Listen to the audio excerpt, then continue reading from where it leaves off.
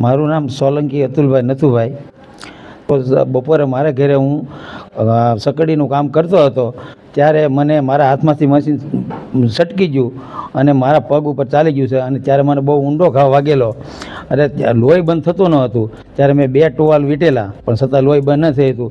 ત્યાર પછી મેં પ્રાઇવેટ વાહનની અંદર અમે અહીંયા આવ્યા અને પછી અમને કોકે કીધું કે ભાઈ આ હોસ્પિટલ નવી છે અને બહુ સારી છે એમ.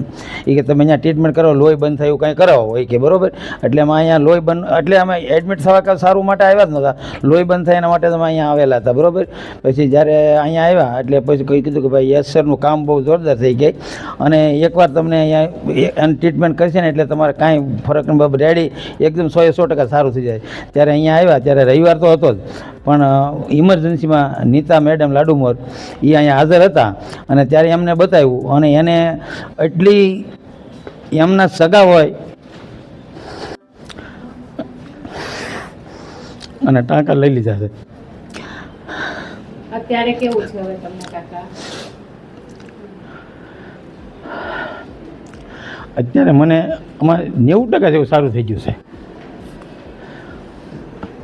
એટલે મારો કહેવાનો મતલબ એ કે આ હોસ્પિટલની ટ્રીટમેન્ટ અને જે નીતાબેને જે કામ કર્યું યસ સરના હાથની છે અને એનું રિઝલ્ટ મને અટાણે 100% મળ્યું. નકર મારી અત્યારે 65 વર્ષની ઉંમર છે, મને એટલા દિવસમાં જલ્દી રિકવરી થાય જ નહીં.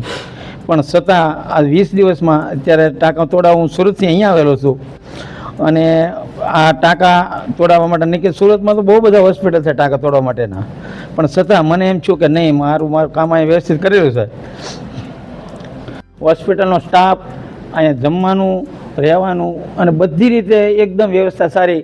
અને યશ સરનું કામ એટલું કે જાણે નાના બાળકને જેમાં કેમ માં કડવી દવા પાઈ હાથ ફેરવી અને દવા પાઈ દે એ રીતે યશ સર આપણને આપણી સાથે વાતચીત કરી અને આપણો રોગ અડધો 50% જેવો એમને મટાડી જાય અને એના નિદાન મને બહુ 100% સારું થઈ જાય.